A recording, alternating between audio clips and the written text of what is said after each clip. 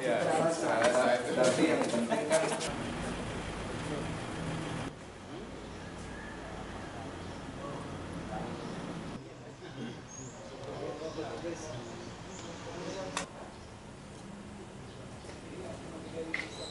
Budi baru si agak ngeluh bang.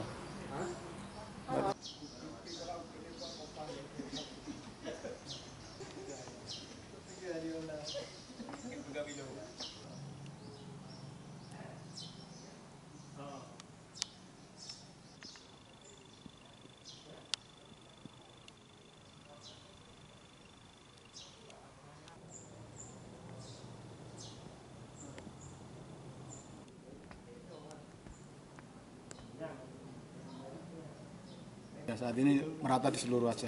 Itu sampai berapa bulan? 7 bulan ke depan. 7 bulan juga. ya, termasuk saya adalah ditugaskan Pak Menteri Perdagangan untuk ke sini memantau ketersediaan pasokan dan harga dalam rangka persiapan puasa dan lebaran.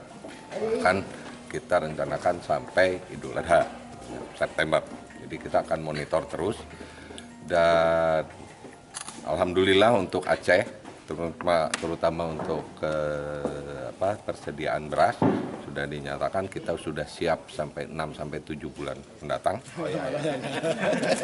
Malam itu karena lingkungan.